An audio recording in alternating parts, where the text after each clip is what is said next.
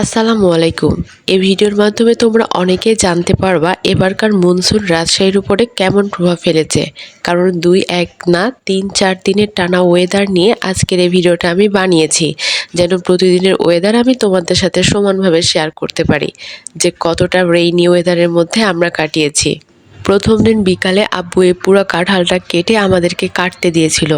তোমরা অনেকে হয়তো কাঁঠালের তরকারি খাও না, কিন্তু আমাদের উত্তরবঙ্গের মানুষজনের খুব পছন্দের একটা খাবার হচ্ছে কাঁঠালের তরকারি, যেটা কলকাতার মানুষরা অনেকে খায়, এঁচোড় রেসিপি বলে। যাই হোক, আর এটা আমরা খেতেও অনেক বেশি পছন্দ করি।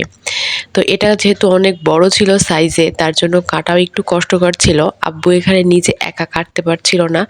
পরবর্তীতে আমরা ২ জন ধরে এটাকে করতে পারছি।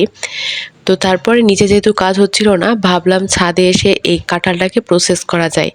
আর সেই দিন দেখো ওয়েদারের অবস্থা এমন কেন জানো? কারণ তার একটু আগেই বৃষ্টি হয়েছে বেশ খানিকটা।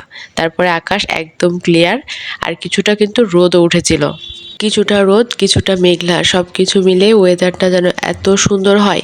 আর তার কিছুক্ষণ পরে দেখো আকাশটা এত নীল হয়ে গেছে। বর্ষাকালের কোনো কিছু ভালো লাগুক আর না লাগুক, আকাশটা কিন্তু জোশ লাগে। তো এত বড় কাঁঠালটা কাটতে যেহেতু একটু সময় লাগবে, তাই আরও ওকে টুকরো টুকরো করা হচ্ছিল।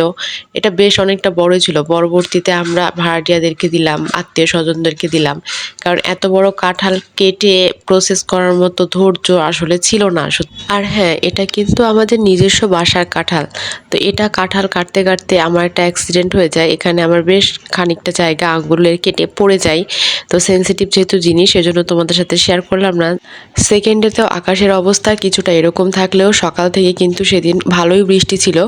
মানে ওয়েদারটা কেমন বলি, সকাল থেকে দুপুর পর্যন্ত টানা বৃষ্টি, দুপুর থেকে সন্ধ্যা পর্যন্ত এরকম মেঘ কিছুটা বৃষ্টি। তো সেদিনও আকাশের অবস্থা দেখো, কিছুটা মেঘলা ছিল, আবার রোদও বের হয়েছিল, ভাল লাগছিল। আর এই সময়তে কিন্তু হালকা হালকা বাতাস হয় ঝড়ের মতো, ওটাও ভালো লাগে। তো ছাদে যেহেতু আমার কিছু অ্যালোভেরা গাছ ছিল, ভাবলাম ওগুলোকে আমি কেটে করি, প্রসেস করি। তারপরের দিন আমরা গেছিলাম আমাদের ওই বাসার ছাদে, এটা তৃতীয় দিন। সেই দিনও আকাশের ওয়েদার মাশাআল্লাহ ভালো ছিল। সেদিন মেবি বৃষ্টি হয়েছিল না আমার যতদূর মনে পড়ে। আর এই বাসা থেকে না ছাদটা এত সুন্দর, মানে সরি ছাদ না, প্রকৃতিটা এত বেশি সুন্দর, তার কারণ এ বাসা সংলগ্ন কোনো বাসা নাই, এটা ফার্স্ট কথা। সেকেন্ড এর চারিদিকে ফাঁকা, এর জন্য বাতাসগুলো না সব এখানেই লাগে।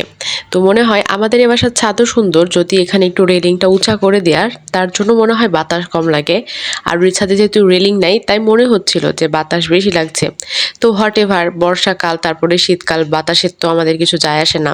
তো সেই দিন দেখো, তার পরের দিন এটা, সেই দিন মনে হয় একটু বৃষ্টি হয়েছিল। রাস্তাঘাট দেখে বুঝতে পারছো, আমরা একটা প্রতিবেশীর বাসায় গেছিলাম ঘুরতে। আর এখানে ঘুরতে এসে সব থেকে শকড হয়েছে তার মুরগি দেখে। মানে এত বড় মুরগি আমি লাইফে দেখিনি, বাট বড় বড় মুরগির লাইফে ফার্স্ট টাইম দেখে অনেক এনজয় করলাম। এটা তার পরের দিন, যখন আমি কোচিংয়ের জন্য রেডি হচ্ছিলাম। আমার তো তখন ওই মুহূর্তে মনেই হচ্ছিল যে আমি বাসা থেকে বেরিয়ে হতে পারবো না, ঝড় বৃষ্টি চলে আসবে। মানে আকাশে এত বেশি মেঘ উঠেছিল। আর আমাদের বাসার রাস্তা ওই দিন আরও বেশি খারাপ ছিল, কারণ ডুবে গেছিল। আর এখানে ইট দিয়ে কোনো রকম যাতায়াতের ব্যবস্থা করা হয়েছে। আমি জানি না সিটি কর্পোরেশন আসলে কী কাজ করে না করে, ড্রেনগুলো ব্লক হয়ে গেছে, তারা দেখতে পায় না, না অভিযোগ কেউ করে না, এটাও বুঝি না। তোমরা দেখো বর্ষাকালে মাধবীলতা কত ফুটেছে। নর্মালি বর্ষাকালে কিন্তু ফুল ফুটে না, পানিতে ঝরে যায়। আর জানো কি, সেদিন ক্লাসে গিয়ে আমি একটা প্রুফ পাইলাম, যদিও এর আগে আমি অনেকবার পাইছি, যে যখন বাজার একদমই শুকনো থাকে তখন আসলে বায়াতে বৃষ্টি হয়, যখন বায়া শুকনো থাকে তখন বাজারে বৃষ্টি হয়। তো এর জন্য বাসা থেকে যদি একটু হালকা পাতলা বৃষ্টি হয়, তাও আমি কোচিংয়ে চলে যাই। সব কিছু মিলে এটাই ছিল ভিডিও, একটা নর্মাল ডেইলি ব্লগ, বর্ষাকালের ব্লগ বলা যায়। ভালো থাকো সবাই, আল্লাহ হাফেজ।